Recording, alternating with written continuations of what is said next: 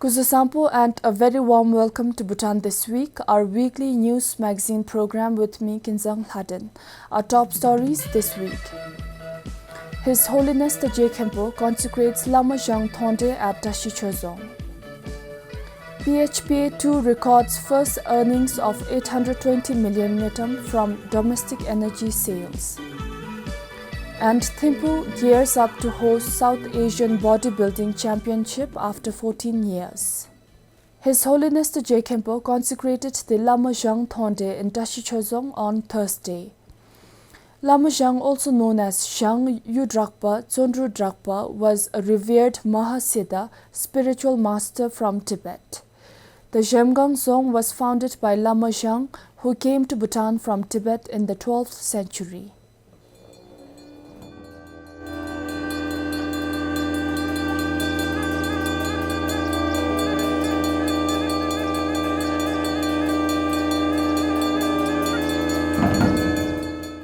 His Holiness the 𝗕𝗵𝘂𝘁 consecrated the Thondrel early this morning. A small crowd of sponsors and public gathered to witness the ceremony. Measuring 41 feet by 60 feet, the Thondrel can easily cover more than half of a standard basketball court.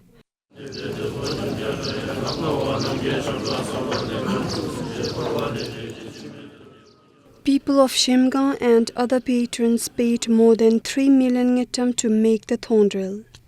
𝗕𝗵𝘂𝘁 is a significant figure for our country. It is because he first visited Simtokha with consequent visits to 𝗪𝗂𝗃 in 𝗀𝗰𝗙 and 𝗃𝗏𝗃 in 𝗵𝗃. Following that, he came to Keng region of Zhemgang and established his seat there. The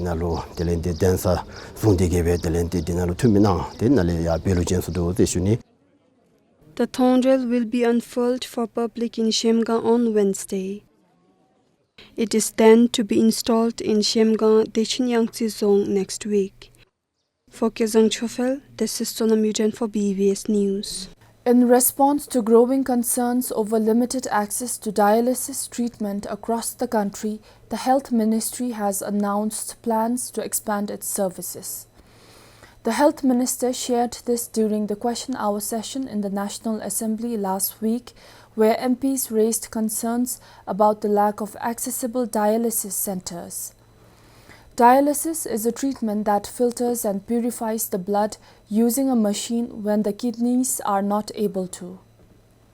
Currently, there are only 7 dialysis centers in the country, located in 𝗕𝗵𝘂𝘁, 𝗕𝗵𝘂, 𝗃𝗏, 𝗀𝗰𝗙, 𝗵𝗰, 𝗵𝗀𝗃, and 𝗀𝗚. Yet, kidney disease is prevalent almost across the country. The Health Minister said more than 420 patients are currently receiving hemodialysis in Bhutan, with nearly 220 patients treated at the National Referral Hospital. Of these, nearly half are from eastern districts. 𝗵𝗂𝘁𝐶's Nanongshumar MP said, when patients have to travel far from their homes, they face numerous challenges including travel, food and lodging costs. If we look at their situation, they are often forced to leave their homes locked and unattended just to access dialysis services at centers far from home. To address such challenges, the Health Minister shared plans to establish a dialysis center in 𝗂𝗃𝗃. As part of the plan, we will establish dialysis services for the eastern districts of 𝗂𝗃𝗃, 𝗵𝗂𝘁, Samdudjongkhar, and 𝗂𝗃𝗃 at 𝗂𝗃𝗃 Hospital. The work will begin within this fiscal year. Although 𝗂𝗃𝗃 has a large population, the hospital area is still small and has not yet been expanded. We have allocated 350 million 𝗪𝗏 for this project. The ministry also plans to introduce at-home treatment option, specially for rural patients, called peritoneal dialysis services. For this service, the patient will undergo a minor surgery to place a device in the abdomen. The treatment works by regularly changing a fluid. It will be especially beneficial for patients living in rural areas. However, the MP from Zhomphangkha shared concerns about the risks associated with home-based treatment. In my experience, people in rural areas face challenges with peritoneal dialysis. The tubes often get blocked and infections such as sepsis are quite common. Proper research is needed before we proceed with its implementation. In response, the health minister admitted that infections are possible but reassured medical services in early detection and treatment. As the debate goes on, patients are waiting not just for treatment but for the day when their healthcare journey is easier, accessible and convenient. 𝗕𝗵𝘂𝘁 BBS News. The National Council adopted the recommendation to make the Rural Life Insurance Scheme more inclusive by implementing differentiated subsidy approach on Wednesday. Under this, financially capable urban residents will receive less subsidy, while economically vulnerable rural residents will get more financial support. Currently, the scheme provides coverage and premium subsidies to all eligible population in both rural and urban areas, irrespective of the income level. During the session, several MPs called for the recommendation to be removed. They argued that it could create confusion for service providers, add administrative burden, and potentially lead to injustices and corruption during its implementation. It will also pose challenges for the RIC bill and BIL. For example, a person might claim to be an urban resident today and move to a rural area tomorrow. How will such cases be handled?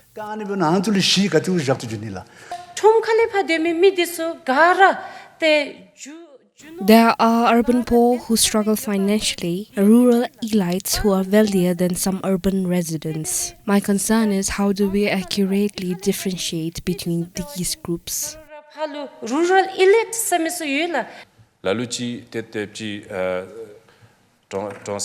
There are rural residents who are temporarily living in urban areas, and there may be urban residents who cannot afford the increased premium. If subsidies are differentiated in this way, it could lead to many complications.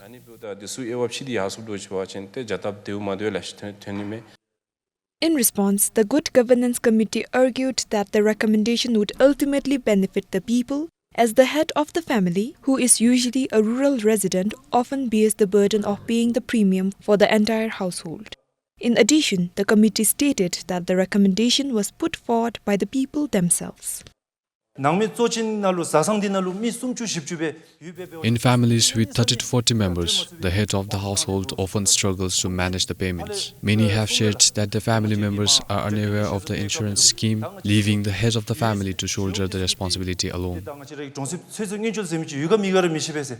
The committee assured that there would be no confusion in differentiating between groups, as the National Statistics Bureau would be responsible for handling the classification.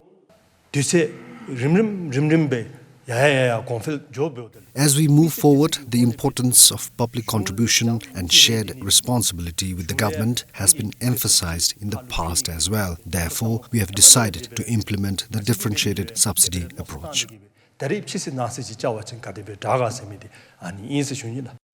The scheme's review report and its final recommendation will be adopted next week. 𝗕𝗵𝘂𝘁 BBS News. Coinciding with Her Majesty the Gyaltsen's birthday, Bhutan's 21st Century Economic Roadmap, a 10x National Economic Vision, was officially launched on Wednesday.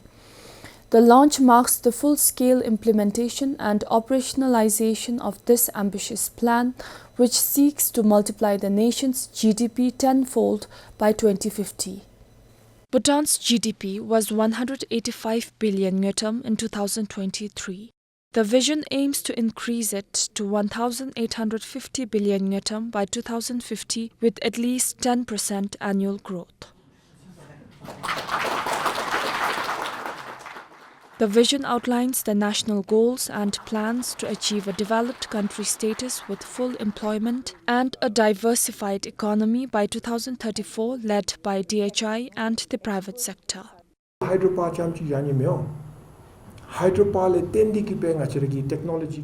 We must not rely solely on the hydropower sector. Instead, we should leverage its success to create opportunities in other areas such as technology and industry development, including IT, data centers, AI, blockchain, and ICT, to benefit our economy, our youth, and our future.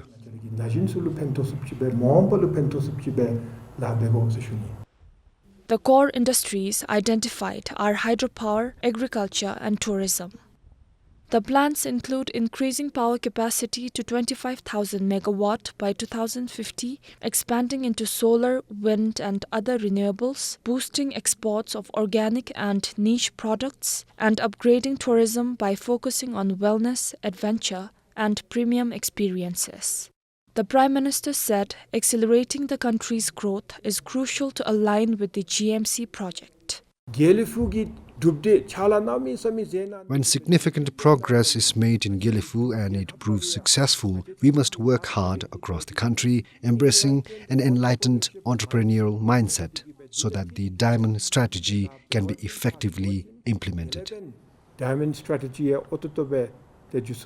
According to Bhutan's 21st Century Economic Roadmap, 5 key sectors – digital economy, wellness and education services, advanced manufacturing, and sustainable mining – have been identified to drive growth. Laws will be updated to ensure a clear and transparent system.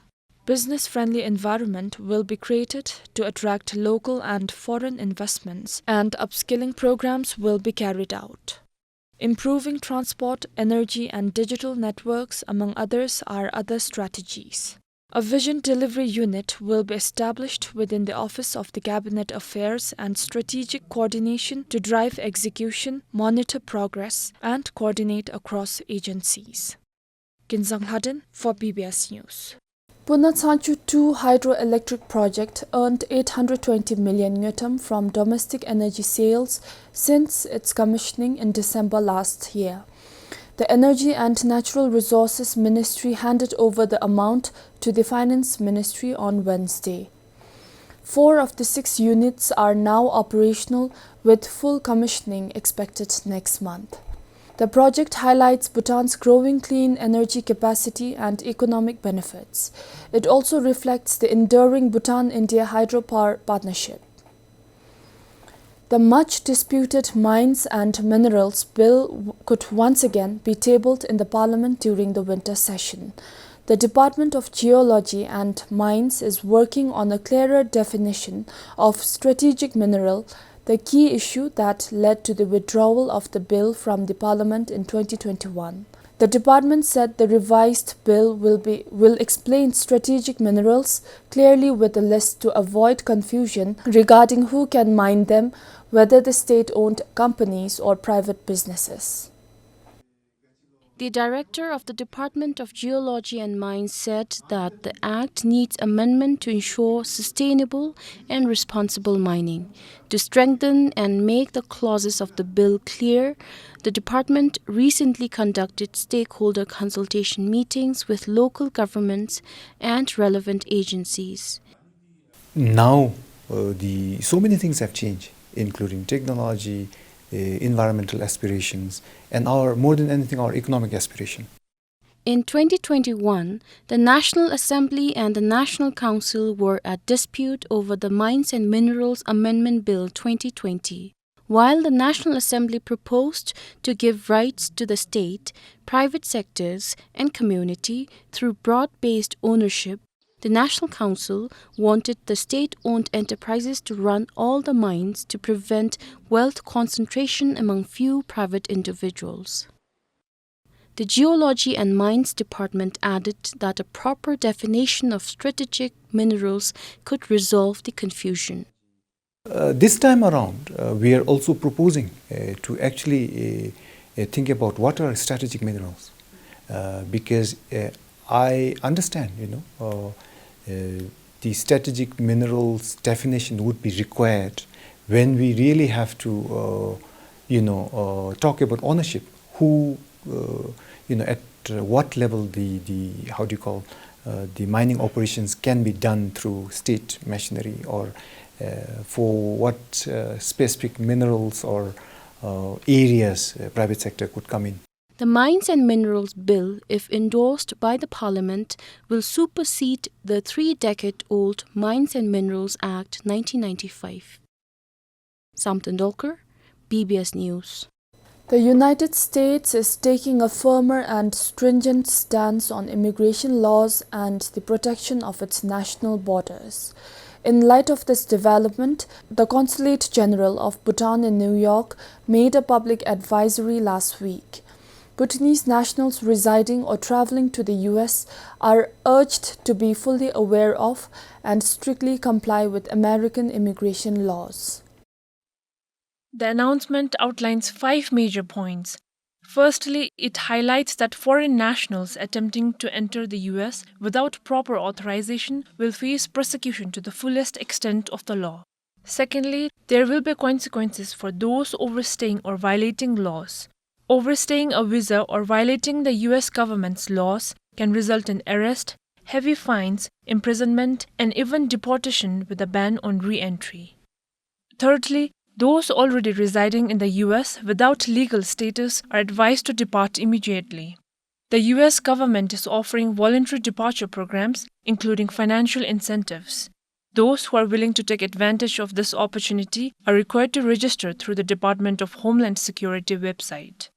Moreover, the measure extends beyond individuals. The government reiterated their intolerance for those facilitating illegal and mass immigration to the country.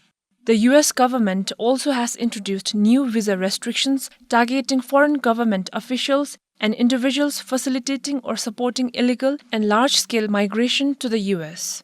Additionally, the announcement also stressed on serious consequences for not cooperating on repatriation.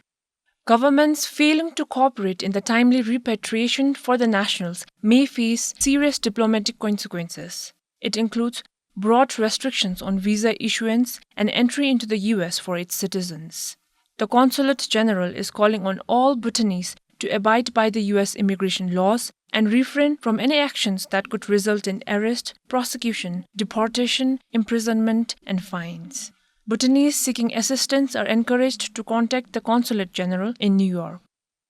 Devika Pradhan for BBS News. Bhutan is all set to host the 15th South Asian Bodybuilding and Physique Sports Championships 2025 in Thimphu, which begins this Wednesday. After 14 years, the country is hosting the regional bodybuilding event with athletes from across South Asia gathering at the iconic Clock Tower Square. The championship will be held from June 11th to 14th with 67 athletes from Bhutan, India, Nepal, Sri Lanka, the Maldives, Afghanistan and Pakistan taking part. The athletes will be competing in 20 different height and weight categories. The overall winner will be crowned Mr. South Asia 2025.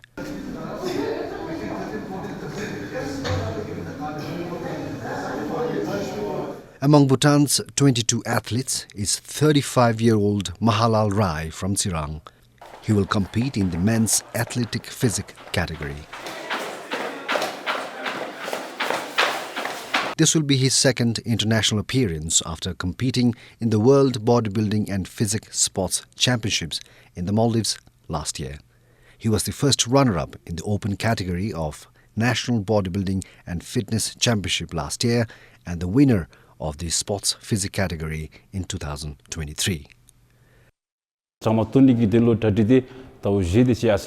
I have been preparing for this competition for about 4 months. My training and diet have been going well. I am giving my best effort and I really hope to win a gold medal and make the people of Bhutan proud and happy.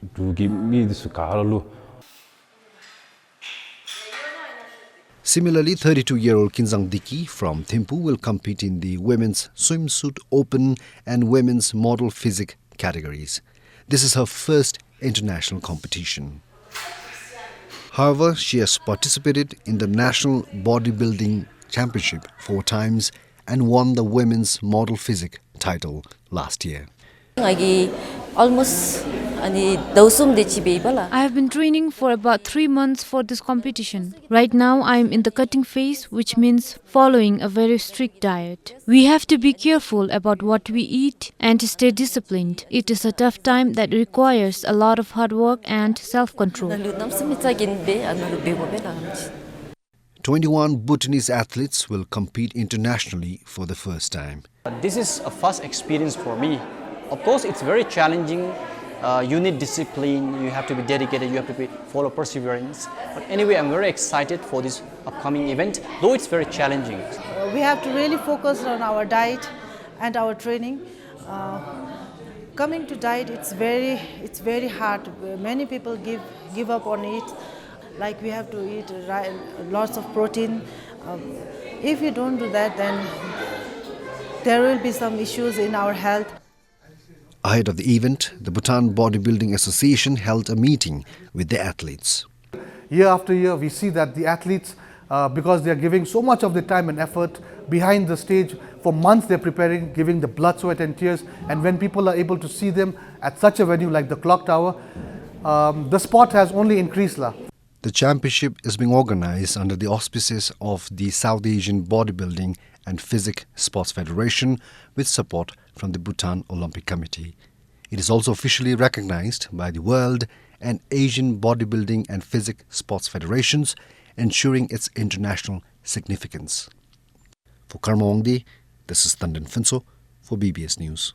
That's all we have for this week. Thank you for watching.